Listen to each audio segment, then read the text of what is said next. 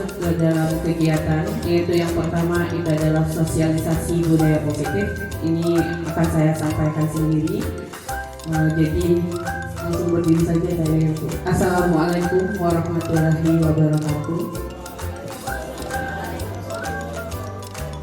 Sebelumnya saya mengucapkan terima kasih kepada Bapak Ibu SMA N 1 Gunung Kuleng yang sudah berkesempatan hadir di dalam kegiatan sosialisasi budaya positif.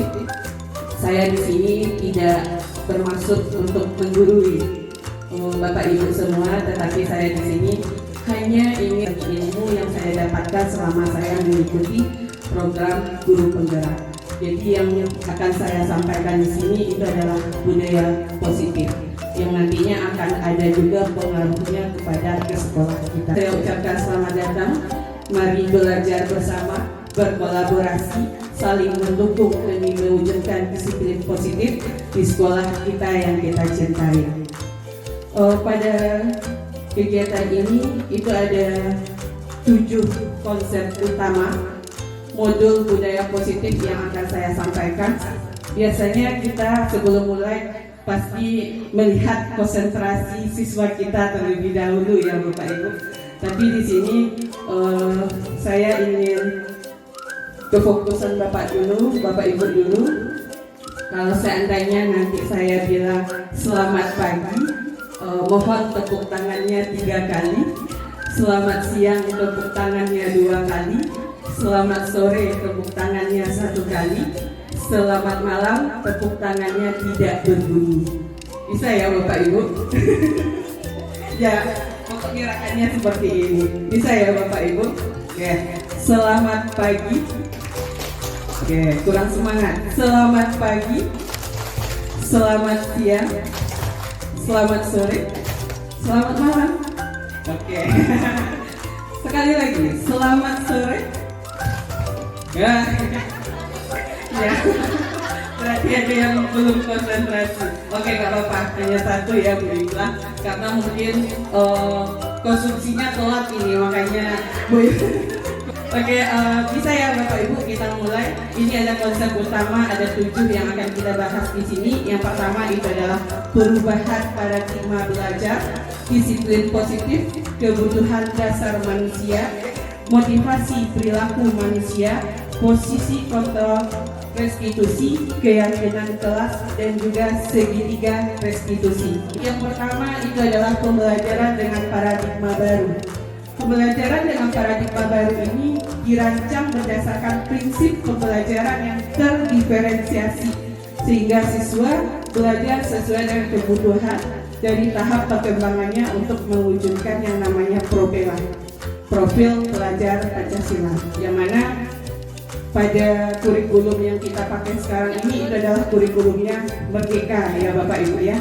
Jadi kita di sini sifatnya memerdekakan anak. Kita harus mengajar siswa ini sesuai dengan kebutuhannya atau dengan gaya belajarnya. Jadi kita biasanya melihat siswa ini kita samaratakan semuanya. Tetapi yang seharusnya yang kita lihat di sini adalah ada perbedaan antara siswa-siswa kita. Tugas kita sebagai guru untuk mewujudkan profil pelajar Pancasila. Mungkin Bapak Ibu masih ingat profil pelajar Pancasila kita ada 6 ya Bapak Ibu ya. Masih ingat Bapak Ibu? Masih ya. Yang pertama beriman bertakwa kepada Allah, kemudian kebinekaan global, bergotong royong, kreatif, kemudian bernalar kritis, dan juga mandiri. Nah ini yang akan kita wujudkan dalam kurikulum Merdeka. Kemudian berhubungan dengan paradigma baru tadi yang mewujudkan profela, tentu kita harus menerapkan yang namanya disiplin positif. Ya mungkin Bapak Ibu sudah tahu yang mengenai disiplin, tidak asing lagi ya Bapak Ibu ya. Dan kata disiplin mungkin berkaitan dengan apa ya Bapak Ibu? Dengan? Peraturan. Ya, kita garis bawahi dengan peraturan. Kita sering menghubungkan disiplin ini dengan kata melaksanakan peraturan. Tetapi yang sebenarnya yang dikatakan disiplin ini kalau sudah melaksanakan peraturan berarti adalah melakukan sesuatu dengan sebuah kepatuhan. Jadi itu yang dikatakan dengan disiplin positif. Nah, bahkan kita juga sering cenderung menghubungkan kata disiplin ini dengan ketidaknyamanan. Kenapa? Karena siswa kita kalau sudah mendengar kata disiplin itu rasanya bentuknya harus dilaksanakan, jadi bentuknya hukuman begitu. Nah, itu yang dikatakan dengan disiplin. Makanya siswa kita kalau sudah mendengar kata peraturan itu mereka rasanya merasa tidak nyaman karena harus dipatuhi. Nah, itu yang dikatakan dengan disiplin. Kemudian tujuan pendidik dalam menciptakan anak itu harus memiliki disiplin diri. Jadi di sini berperilaku mengacu pada nilai kebajikan yang universal dan memiliki motivasi intrinsik, bukan intrinsik. Jadi yang kita harapkan disiplin ini tidak berasal dari pengaruh luar, bahkan dari diri siswa itu sendiri. Itu yang dikatakan disiplin positif. Tetapi kebanyakan sekarang ini siswa kita lebih ke disiplinnya itu karena pengaruh luar atau dengan adanya peraturan, tetapi tidak dari instruksi. Kemudian disiplin positif ini merupakan cara penerapan disiplin yang bertujuan untuk menumbuhkan kesadaran dan juga memberdayakan sesuatu tanpa sogokan, ancaman maupun hukuman. Nah, ini yang biasanya yang sering kita lakukan mungkin di setiap kelas ya Bapak Ibu ya. Bahkan mungkin saya juga pernah melakukan yang namanya hukuman. Nah, setelah belajar yang materi ini, jadi kita harus bisa membedakan antara hukuman yang mana konsekuensi dan mana juga yang restitusi. Jadi ini yang akan kita bahas sama-sama. Kemudian untuk menciptakan disiplin positif, itu kita harus melihat yang namanya kebutuhan dasar manusia. Jadi siswa kita itu punya kebutuhan yang harus kita penuhi, ya. Apa saja? Ada bertahan hidup, ada kasih sayang dan rasa diterima, penguasaan, kebebasan, dan juga kesenangan. Nah, kalau yang bertahan hidup, ini contohnya mereka ingin mendapatkan seperti kesehatan, makanan atau minuman. Misalnya, kenapa kita bilang kita harus menentukan siswa ini berdasarkan kebutuhan? Kita menyalahkan siswa itu tidak harus langsung kita salahkan, tetapi kita lihat apa alasan dia melakukan sebuah perbuatan. Misalnya, ada contoh siswa yang ketika istirahat, dia melihat temannya sedang makan. Ternyata dia sering mengambil makanan temannya. Jadi di situ kita bisa melihat kalau anak ini yang mereka harapkan kebutuhannya adalah untuk makan. Kenapa? Mungkin dia di rumah tidak disediakan makanan oleh orang tuanya, atau mungkin orang tuanya tidak sempat memberi dia backup, makanya dia melakukan perbuatan seperti itu. Ini contohnya. Kemudian kasih sayang. Siswa kita juga butuh yang namanya kasih sayang. Ya, mereka butuh yang namanya menerima kasih sayang, bahkan juga butuh rasa diterima dalam suatu kelompok. Nah, itu yang kasih sayang. Kemudian penguasaan. Jadi siswa kita ini macam-macam perilaku yang diterapkannya dalam lingkungan sekolah. Nah, penguasaan ini seperti siswa kita sering berkuasa. Berarti itu kebutuhan yang dia alami adalah penguasaan. Bahkan mereka merasa hebat, merasa dihargai, itu adalah penguasaan. Nah, kemudian yang keempat itu adalah kebebasan. Jadi siswa kita juga butuh yang namanya kebebasan atau memerdekakan diri ya untuk kemandirian. Nah, ini yang kebutuhan dasar manusia. Kemudian yang terakhir adalah kesenangan. Jadi peserta didik kita juga butuh yang namanya kesenangan, bermain dan tertawa. Jadi maksudnya di sini bukan kita membolehkan siswa kita main game kakek jenggot itu ya Bapak Ibu ya. Nah, tetapi kita di sini mungkin menciptakan sebuah pembelajaran yang sesuai kodrat zamannya. Misalnya mereka tuh hobi bermain, jadi terapkan metode bermain dan dalam pembelajaran kita. Misalnya saya juga kemarin sudah sempat membuat media, itu contohnya media ular tangga. Bagi Bapak Ibu yang mau menggunakan silakan. Ya, itu asik kalau dicobakan kepada siswa-siswinya. Nah, itu yang dikatakan dengan kebutuhan dasar kesenangan. Kemudian kita lanjut ke motivasi, ya. Jadi ada saling berhubungan antara kebutuhan dengan disiplin positif dengan motivasi perilaku manusia. Yang dikatakan motivasi itu kan dorongan, ya. Jadi yang dikatakan di sini adalah dorongan yang timbul pada diri seseorang secara sadar maupun tidak sadar untuk melakukan suatu tindakan dengan tujuan tertentu. Ini yang dikatakan dengan motivasi perilaku manusia. Nah, ada 3 bentuk juga motivasi yang ada pada siswa kita, ya Bapak Ibu.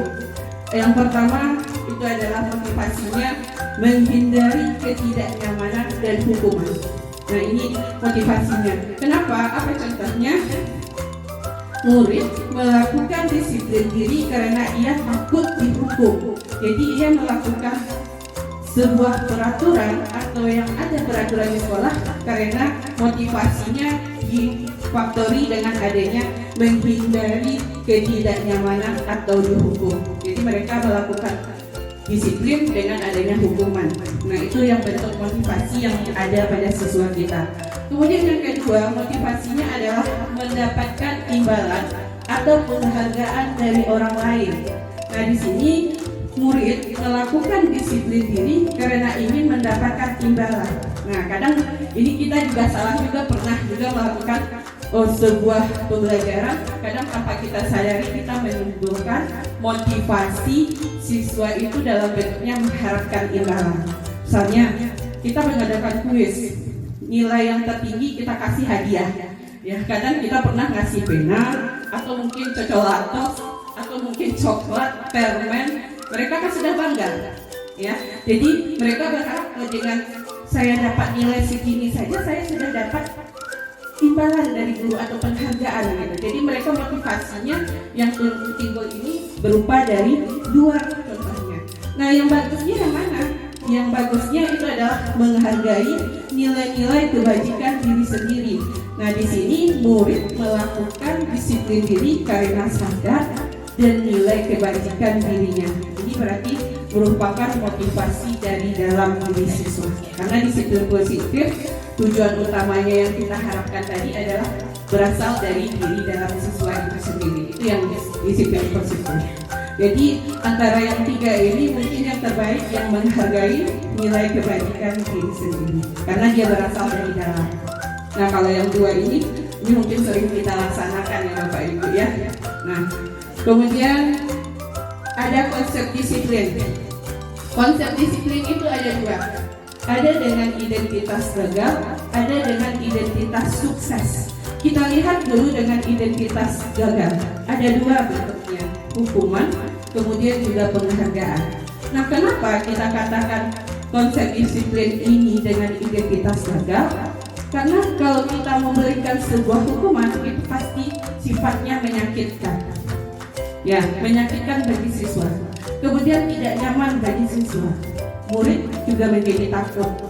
Ya, tapi inilah salah satu biasanya yang kita lakukan supaya anak-anak kita ini patuh, ya Bapak Ibu.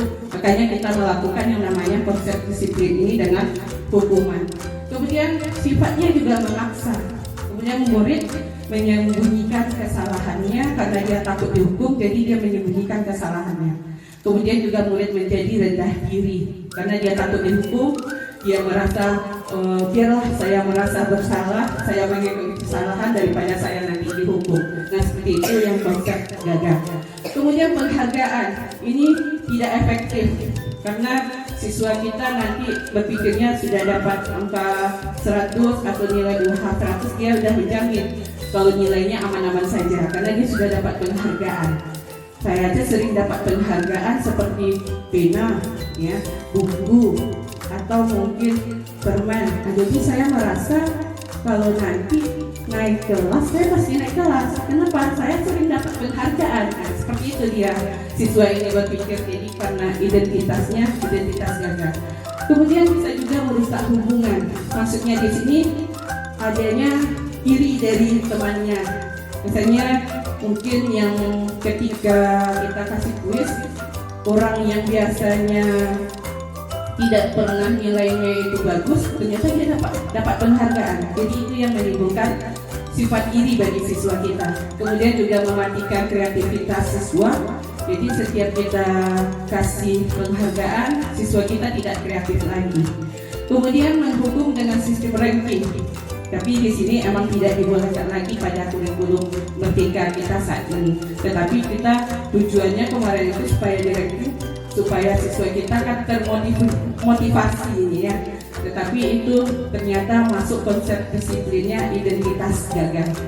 Kemudian merampas hak menghargai dirinya, karena dia sudah merasa hebat, dapat penghargaan, jadi dia merasa hak menghargai dirinya itu sudah dirampas. Nah, kemudian ada konsep disiplin identitas sukses, ada konsekuensi dan juga ada restitusi. Kalau konsekuensi mungkin ini pernah kita laksanakan. Nah, kalau pernah kita laksanakan, ini adalah masuk konsep disiplin dengan identitas sukses. Nah, yang bagaimana? Walaupun dia penguatannya jangka pendek, ya, jangka pendek maksudnya mungkin ketika siswa itu menumpahkan air di kelas, kita langsung kasih konsekuensi. Kalau kamu sudah menumpahkan air, alangkah baiknya kamu bersihkan, kan seperti itu konsekuensinya. Tetapi siswa langsung melaksanakan karena ada konsekuensinya. Cuma jangkanya, penguatannya hanya jangka pendek. Kenapa? Karena kita kasih terus konsekuensi, harus berbuat apa dia, jadi tidak tahu apa yang harus dia buat, tetapi hanya ada dorongan dari kita. Makanya perlu yang namanya monitoring berkelanjutan. Kita awal, kita pantau. Kalau seandainya dia melakukan kesalahan, kita terus, ini yang harus kamu lakukan, ini yang harus kamu lakukan, seperti itu. Kemudian dia bersifat stimulus respon. Maksudnya yang saya katakan tadi, kalau dia melakukan sebuah kesalahan, kita langsung memberikan konsekuensinya. Kamu harus bersihkan lantai yang sudah kamu tumpahi dengan air. Jadi mereka tinggal jawab responnya, iya bu, kan seperti itu. Nah, itu yang konsekuensi. Nah, kemudian murid menghormati peraturan, ya, dengan adanya konsekuensi, murid juga menghormati peraturan. Kemudian kehilangan waktu untuk merenungi kesalahan, karena dia sudah tahu, sudah dikasih solusi, jadi dia nggak perlu pikir lagi, saya harus berbuat apa untuk melakukan kesalahan. Dia tidak perlu merenung lagi, karena sudah kita beri bentuknya konsekuensi. Nah, itu konsekuensi. Kemudian yang selanjutnya itu adalah restitusi. Kalau restitusi ini adalah salah satu yang harus diterapkan dalam program guru penggerak kemarin itu. Karena ini adalah cara untuk menerapkan disiplin positif pada siswa. Nah, di sini restitusi ini adalah murid bertanggung jawab untuk perilakunya. Kenapa? Restitusi itu kita di sini fungsinya hanya menanyakan keyakinan kelas. Nanti kita akan bahas yang tentang keyakinan kelas. Di sini kita tidak langsung menghukum siswa, tapi kita bertanya. Bahkan kita fungsinya menstabilkan identitasnya terlebih dahulu.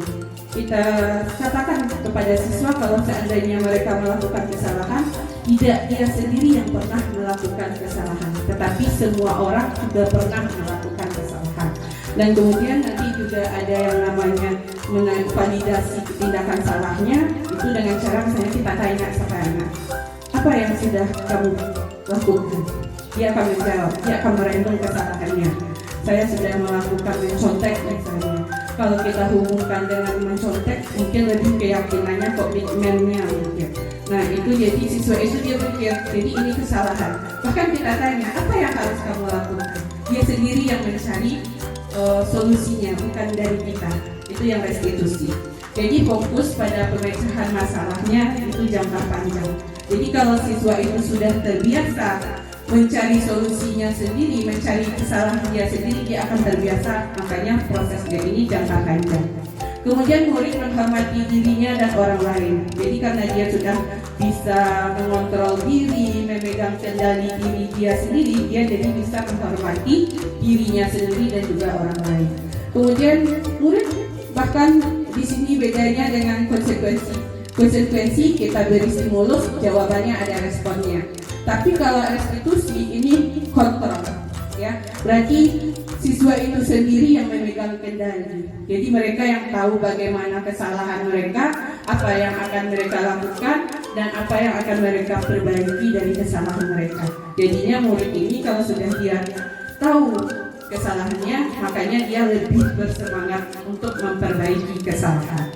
Ini yang konsep disiplin, identitas sukses ya Bapak Ibu, berarti ada konsekuensi dan juga ada restitusi. Tapi yang lebih bagusnya adalah restitusi.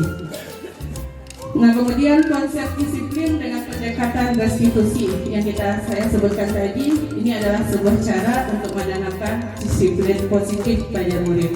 Nah, restitusi itu kalau menurut ini saya kutip dari Gosen 2004, bahwa proses menciptakan kondisi bagi murid untuk memperbaiki kesalahan mereka, dan sehingga mereka bisa kembali pada kelompok mereka dan karakter yang lebih kuat. Nah, itu pengertian dari restitusi menurut Gosen 2004. Kemudian dari pengertian ini bisa kita simpulkan bahwa restitusi itu ada ciri-cirinya. Bukan menebus kesalahan, namun belajar dari kesalahan.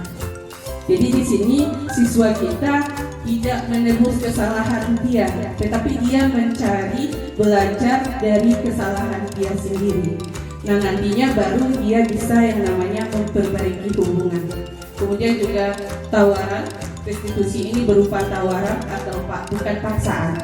Maksudnya di sini ketika kita mengadakan restitusi kepada siswa yang bermasalah, kita memberi tawaran.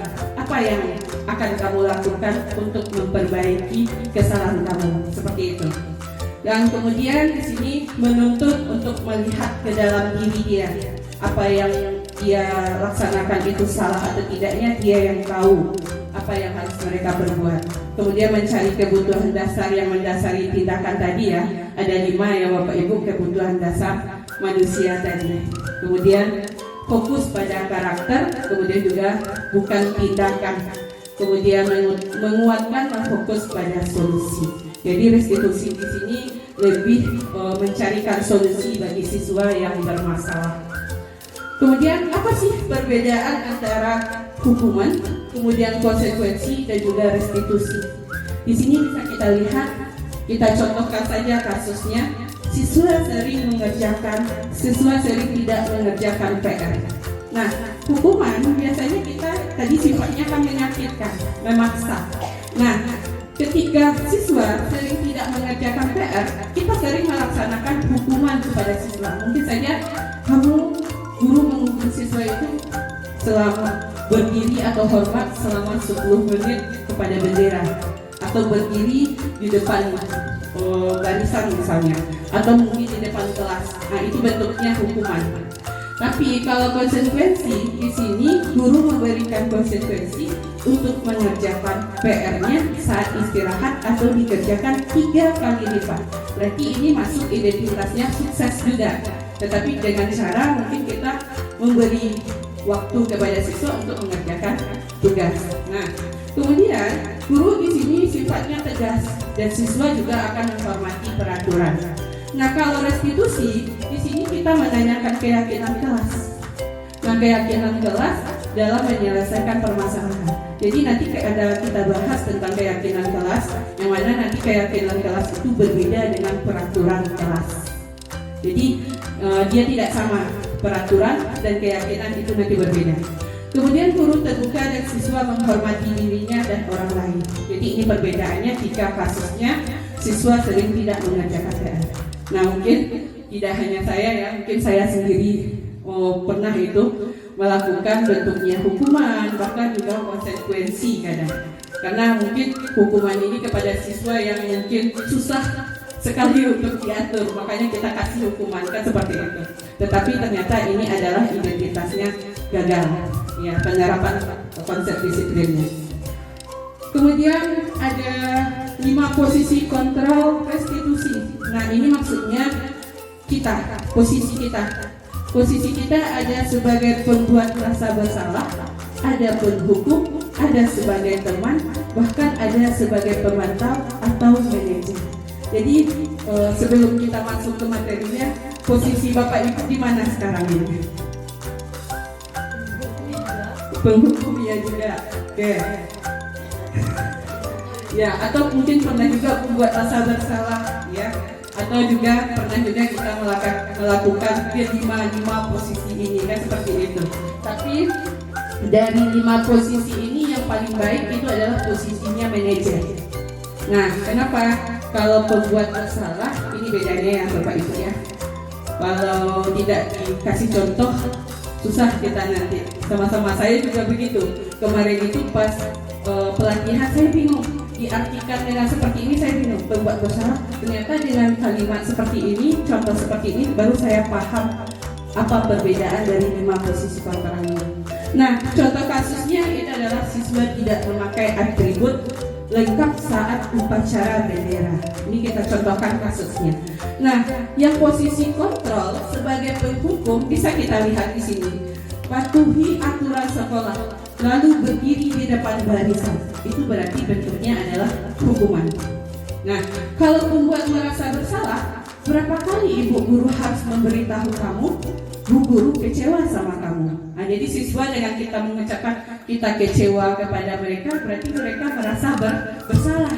Makanya siswa-siswa kita daripada demi Ibu Zizi misalnya contohnya ya, biarlah kita harus patuh, harus barisan kita harus rapi, kan seperti itu. Ini contohnya, berarti itu adalah pembuat merasa bersalah. Kemudian posisi yang ketiga itu adalah teman. Nah, teman ini kadang kita sebagai guru mungkin pernah juga sebagai teman dari siswa kita. Bahkan kita ketika kasus siswa tidak memakai atribut lengkap saat upacara bendera, kita ucapannya seperti ini.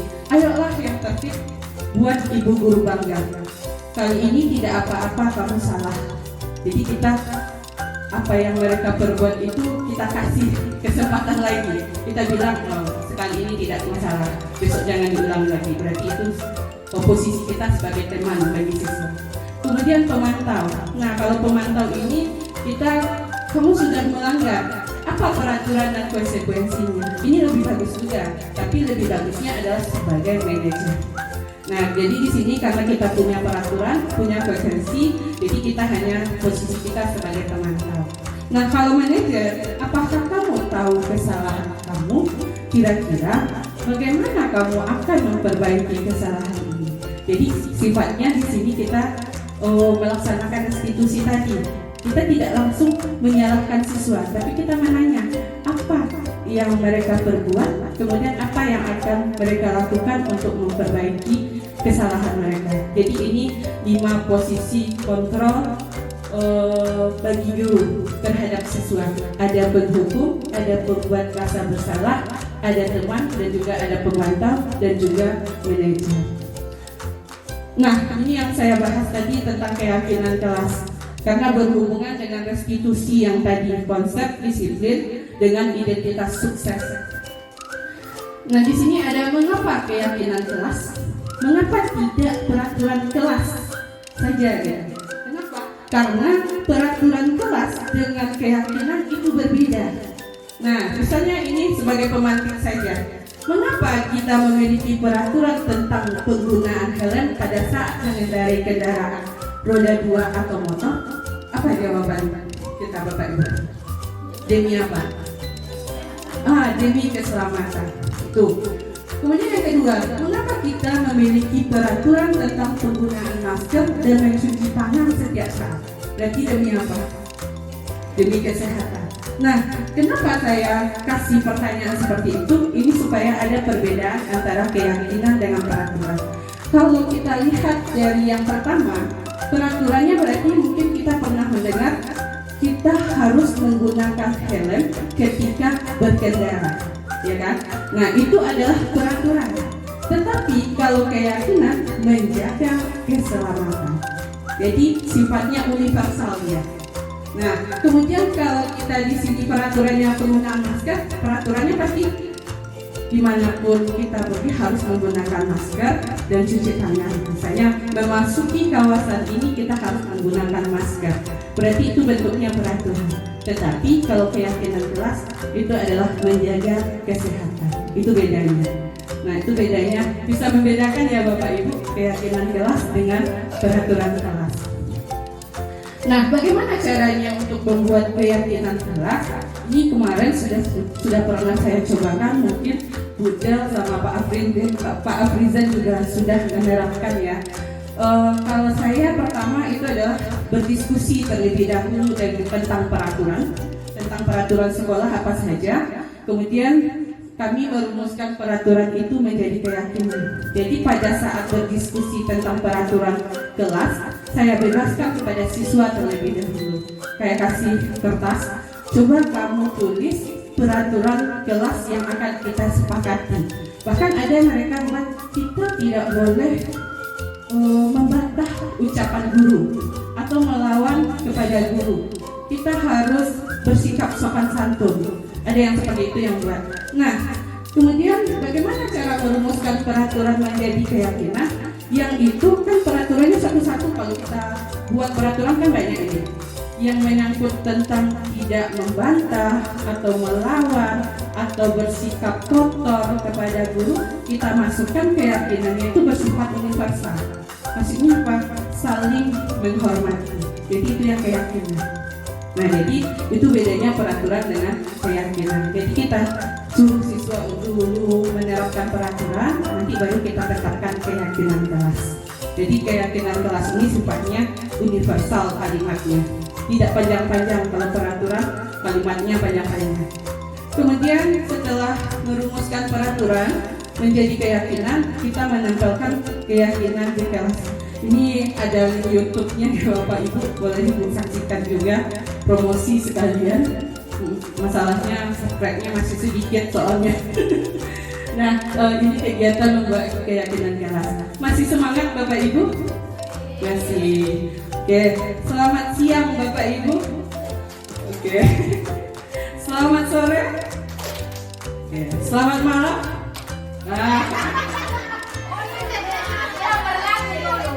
Berarti kita butuh hiburan nih namanya ya. Nanti jam istirahat kita sediakan waktu hiburannya ya Bu Ibna. Karena tadi sebelum mulai dia sudah ngambil antrian kepada Pak Mahfud. Ternyata Pak Mahfud yang duluan nyanyi. Oke, nah bagaimana pembentukan keyakinan kelas? Ini yang saya katakan tadi lebih abstrak dari peraturan. Jadi intisarinya dari yang tadi panjang-panjang kita simpulkan jadi kalimatnya pernyataan universal. Kalau dia tidak boleh membantah, melawan guru, berbicara kotor kepada guru, berarti keyakinannya itu adalah saling menghormati. Kemudian dibuat dalam bentuk positif, sedikit saja agar mudah diingat, sesuai dengan kondisi kelas juga dan sekolah agar mudah diterapkan. Semua warga kelas atau sekolah dilibatkan saat membuat. Ini penentukan keyakinan kelas. Jadi bisa kita kondisikan juga dengan kelas kita. Kita beri dulu kebebasan kepada siswa. Kadang siswa kita buat peraturan kemarin itu saya coba Anda pikirkan peraturan yang perlu kita sepakati. Bu, boleh izin selama 15 menit katanya. Jadi itu harus kita sesuaikan juga dengan kondisi kelas. Kalau seandainya ada yang membuat seperti itu, kita ajak dulu. Kalau 15 menit Ibu kasih, bagi Ibu nggak masalah. Tapi bagi kamu gimana? Rugi kan?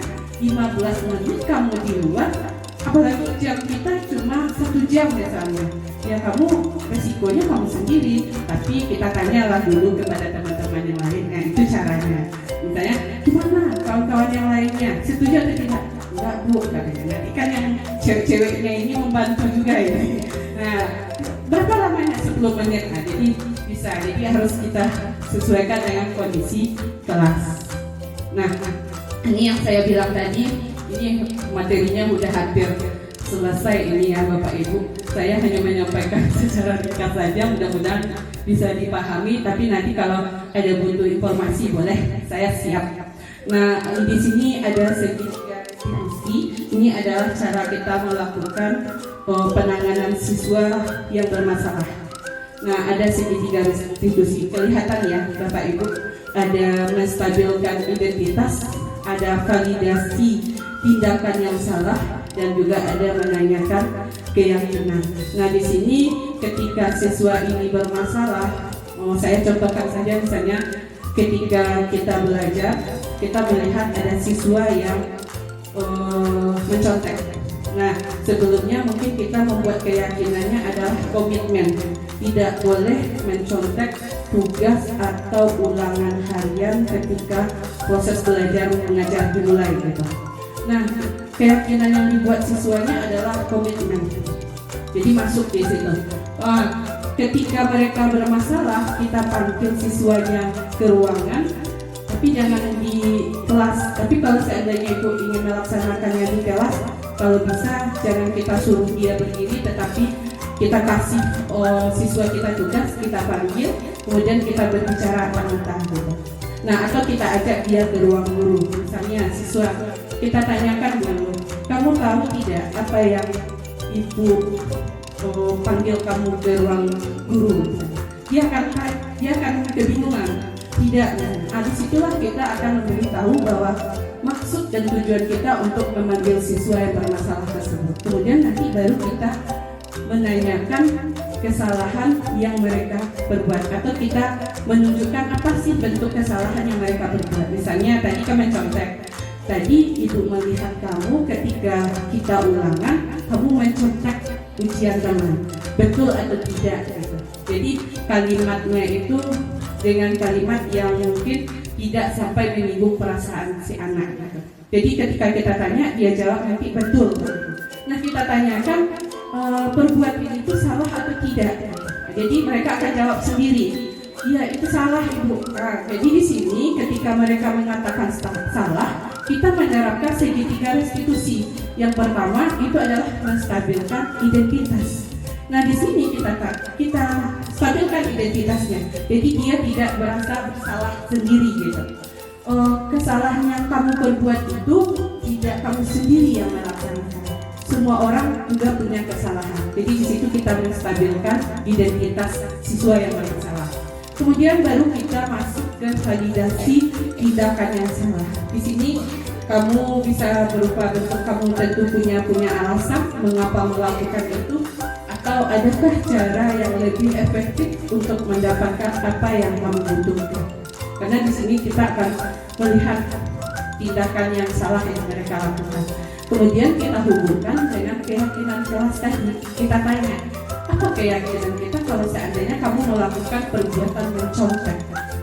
Komitmen misalnya. Mereka jadi mudah ingat kalau kalimatnya pendek-pendek kan. Komitmen dulu. Jadi di sini kita lihat berarti itu adalah keyakinan kelas yang sudah kamu lakukan gitu. Jadi apa yang akan kamu lakukan untuk memperbaiki kesalahan kamu? Dia akan berpikir sendiri. Jadi kita tidak menemukan solusi, kita tidak membantu, tapi dia yang menemukan. Nanti mereka akan berpikir, mungkin saya karena mencontek, pertama malam ketiduran, tidak menghafal, atau yang kedua tidak belajar. Saya main HP, kan banyak itu kesalahannya yang nanti yang akan mereka temukan. Nah di situ nanti kita kasih, bahwa perbuatan yang mereka lakukan itu adalah salah. Jadi ketika solusi kita tanya juga, apa solusinya supaya kamu tidak melakukan mencontek lagi ketika ulangan nantinya? Mungkin saya akan belajar bu, saya tidak main HP. Nah seperti itulah. Nah, jadi mereka yang menemukan masalahnya, kemudian kesalahan mereka sendiri apa, kemudian juga solusi yang mereka lakukan apa. Itu yang dikatakan dengan segitiga restitusi. Mungkin udah habis. Jadi terima kasih sudah mendengarkan. Berani mengambil perubahan berarti siap untuk bertemu kesuksesan. Jadi sebelum saya akhiri, ada pertanyaan Bapak Ibu mengenai budaya positif? Ada pertanyaan? Silakan boleh. Kita di sini tidak, saya pun di sini juga tidak menggurui ya Bapak Ibu, bukan bermaksud untuk menggurui. Saya hanya berbagi ilmu yang saya dapat. Jadi kita di sini saling diskusikan, misalnya apa kendala ibu dalam menghadapi sikap siswa, kita diskusikan sama-sama di sini. Gimana Bapak Ibu? Cukup? Oke. Terima kasih sekali lagi sudah mendengarkan yang sudah saya sampaikan. Mungkin Bu Yuli ini menyampaikan terlalu cepat atau bagaimana ini Bapak Ibu? Tidak ya, tapi mudah-mudahan apa yang saya sampaikan bisa dipahami dan kita melakukan perubahan untuk sekolah yang kita cintai ini. Saya akhiri dan saya mohon maaf jika ada salah dalam penyampaian. Saya akhiri dengan wabillahi taufiq wal hidayah. Assalamualaikum warahmatullahi wabarakatuh.